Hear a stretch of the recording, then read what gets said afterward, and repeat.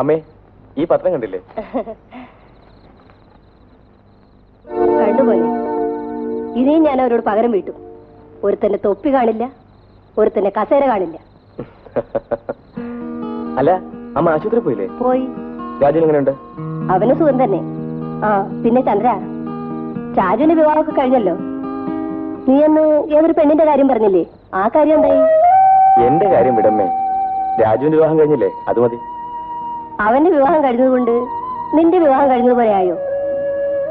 രാജുവിന്റെ കല്യാണത്തെ അന്ന് ഞാൻ എതിർത്തത് അവന്റെ ആരോഗ്യസ്ഥിതി ഓർത്തിട്ടാണ്. എല്ലാം അറിഞ്ഞുകൊണ്ട് റാണി അവനെ ഏറ്റെടുത്തതിന് ശേഷം ഞാൻ എതിർക്കുന്നത് തെറ്റാണെന്ന് എനിക്ക് തോന്നുന്നു. ഞാൻ വരട്ടെ.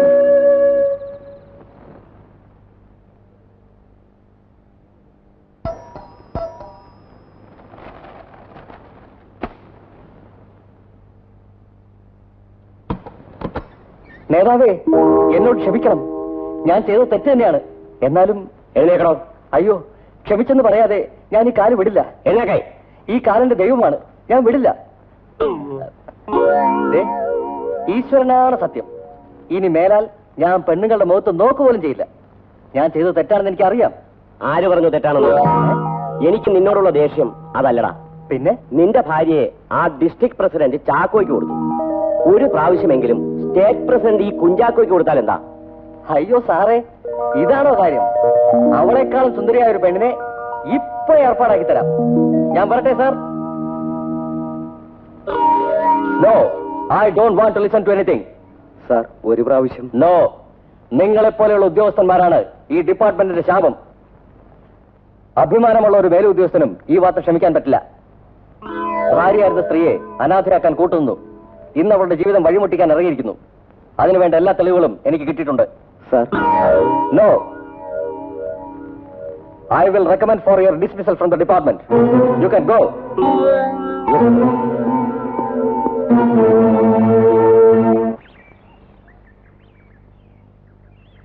അയ്യോ ചന്ദ്ര, അന്നത്തെ അടിയുടെ വേദന ഇനിയും മാറിയിട്ടില്ല. പിന്നെ നിന്റെ ബിസിനസ് എങ്ങനെയുണ്ട്? ഓ, പാർവതിയമ്മ തൊഴിൽ നിർത്തിക്കൊണ്ട് പഴയതുപോലെ പണം കിട്ടുന്നില്ല. ഞാൻ പോട്ടെ. ആ പിന്നെ ഞാൻ പറഞ്ഞ കാര്യം പാർവതിയമ്മയോടും റാണിയോടും സൂക്ഷിച്ചോളം പറയണം. ശരി.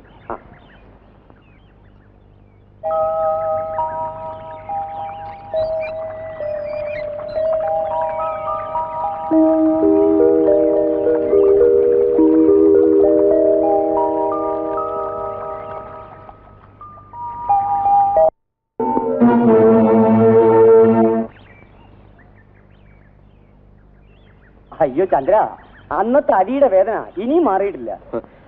പിന്നെ നിന്റെ ബിസിനസ് എങ്ങനെയുണ്ട്? ഓ, പാർവതിയമ്മ തൊഴിൽ നിർത്തിക്കൊണ്ട് പഴയതുപോലെ പണം കിട്ടുന്നില്ല.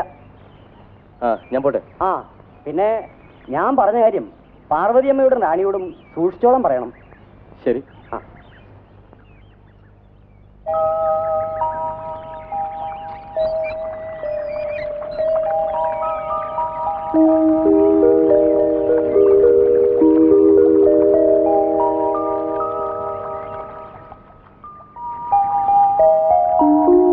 ആരുമില്ലേ ഇവിടെ? ഇല്ല. അമ്മയൊക്കെ അവിടെ പോയി. അമ്മ ആസ്പത്രി പോയിരിക്കുക, ഇപ്പൊ വരും.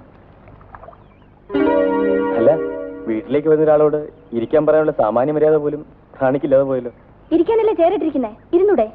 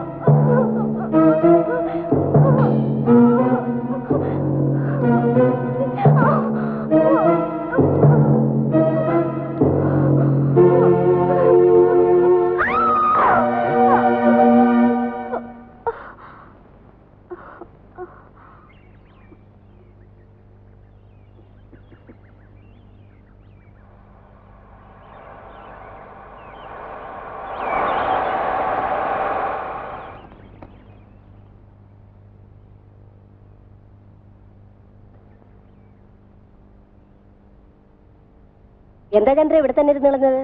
വെറുതെ നിങ്ങളെ ഒന്ന് കാണാൻ. പിന്നെ ഒരു കാര്യം പറയാനാ ഞാൻ വന്നത്. എന്താ ചന്ദ്ര? ആ MLA യും SI യും വെടികൊണ്ട പന്നികളെ പോലെ നടക്കുന്നത്.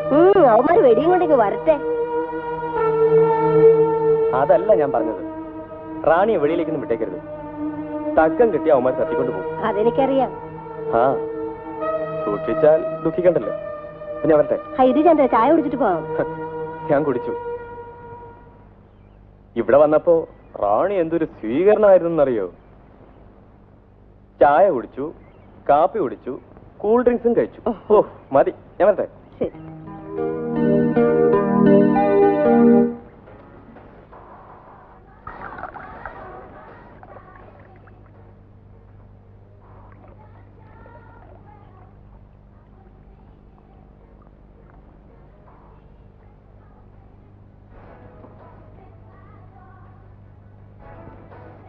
ശരി. ആ പാക്കരൻ റാണിയെ വിളിച്ചുകൊണ്ട് വരാൻ പറഞ്ഞിട്ട് ഇതുവരെ കണ്ടില്ലല്ലോ. ഞാനിതാ വന്നു സാറേ. എന്താടാ പാക്കര താമസിച്ചത്? റാണി വന്നോ? വലിയ ബുദ്ധിമുട്ടാ. ആ പാർവതിയമ്മ ഈറ്റപ്പുലി കണക്ക് നിൽക്കുക സാറ്. എന്നെ അപമാനിച്ച അവളെ ഞാനൊരു പാഠം പഠിപ്പിക്കും. റാണി അവള് പോട്ടെ സാറേ. ദോ പാത്തിമ, പാത്തിമ അന്തറാവോ? അയ്യനാ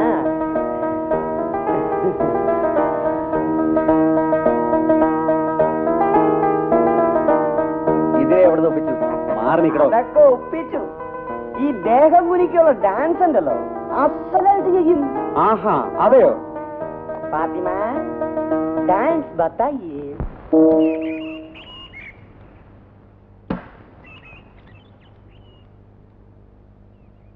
അമ്മേ, ഇന്ന് രാജേട്ടനെ കൂട്ടിക്കൊണ്ടുവരുന്ന ദിവസമല്ലേ? ഞാൻ പോയിട്ട് വരാം. മോള് തനിച്ചോ? ചന്ദ്രനോട് വരാൻ പറഞ്ഞതല്ലേ? ഞാൻ വന്നമ്മേ. അപ്പോ നമുക്ക് പോയിട്ട് വരാം. എന്നാൽ റാണി രണ്ടുപേരും പുറപ്പെട്ടോളൂ. ഇല്ലമ്മേ, ഞാൻ ഇപ്പൊ പോകുന്നില്ല. പിന്നെ പൊയ്ക്കോളാം. റാണി, പുറപ്പെട്ടെന്ന് ഇപ്പൊ പോകുന്നില്ല എന്ന് പറയാൻ കാരണം എന്താ? എന്നെ നിനക്ക് വിശ്വാസമില്ല അല്ലേ? അമ്മേ, റാണിക്ക് ഈ ചെറിയ കാര്യത്തിൽ പോലും എന്നെ വിശ്വാസമില്ലെങ്കിൽ ഞാൻ ഇവിടെ വരുന്നത് ശരിയല്ല. അതിനിപ്പോ ഇവിടെ എന്തുണ്ടായി? അതെ അമ്മേ, രാജു റാണി വിവാഹത്തിന് ശേഷം ഞാനിവിടെ എപ്പോ വന്നാലും റാണിയെ അവമാനപ്പെടുത്തുന്നു. ഇവരുടെ വിവാഹത്തിന് മുമ്പേ ഞാൻ റാണിയോടൊപ്പം കുടുംബം നടത്തുവാൻ ആഗ്രഹിച്ചിരുന്നു. എന്റെ ആഗ്രഹം വെറും ഒരു സ്വപ്നമാണെന്ന് അറിഞ്ഞപ്പോ റാണിയെ ഞാൻ എന്റെ സഹോദരിയായി കരുതാൻ തുടങ്ങി. പക്ഷെ റാണി ഇപ്പോഴെന്നെ പഴയ ചന്ദ്രനായിട്ട് തന്നെയാണ് കാണുന്നത്. ഈ അപമാനങ്ങളെല്ലാം സഹിച്ച് ഞാനിവിടെ വീണ്ടും വരുന്ന എന്തിനാണെന്നറിയാമോ? എന്നെ പ്രസവിക്കാത്ത എന്റെ അമ്മയ്ക്ക് വേണ്ടി. തെരുവിൽ അനാഥനായി കിടന്ന് എന്നെ എടുത്തു വളർത്തി ഈ നിരയെത്തിച്ച എന്റെ അമ്മയ്ക്ക് വേണ്ടി. ശരി റാണി, ഇനി മുതൽ എന്നെ കൊണ്ട് റാണിക്ക് ഒരു ഉപദ്രവം ഉണ്ടാവില്ല. നീ തന്നെ ചെന്ന് രാജനെ വിളിച്ചോണ്ട് വാ. ഞാൻ പോകുന്നമ്മേ. ചന്ദ്ര, നീ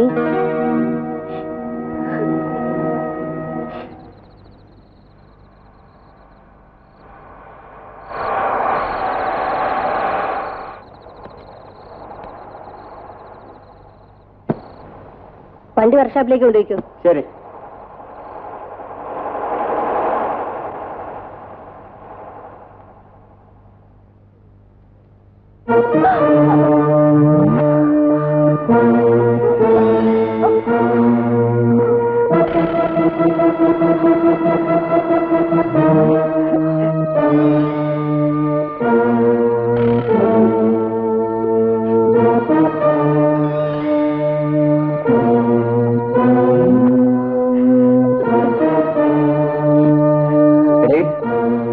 ഞങ്ങളോട് പകരം വീട്ടുമെന്നല്ലേ നീ പറഞ്ഞത്?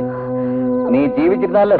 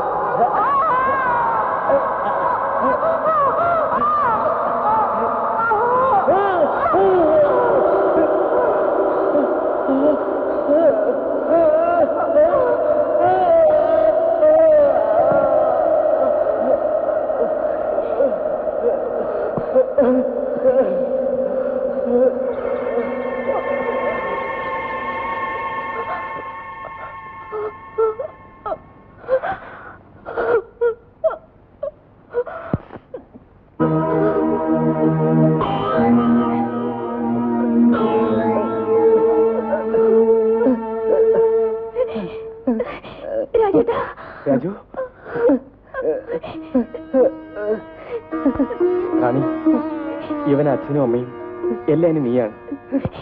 എന്നെപ്പറ്റി ചിന്തിക്കാനോ എനിക്ക് വേണ്ടി കാത്തിരിക്കാനോ ഇവിടെ ആരുമില്ല. ഈ കുറ്റം ഞാൻ ഏറ്റെടുക്കുന്നു. ഇനിയെങ്കിലും നീ എന്നെ മനസ്സിലാക്കുമല്ലോ.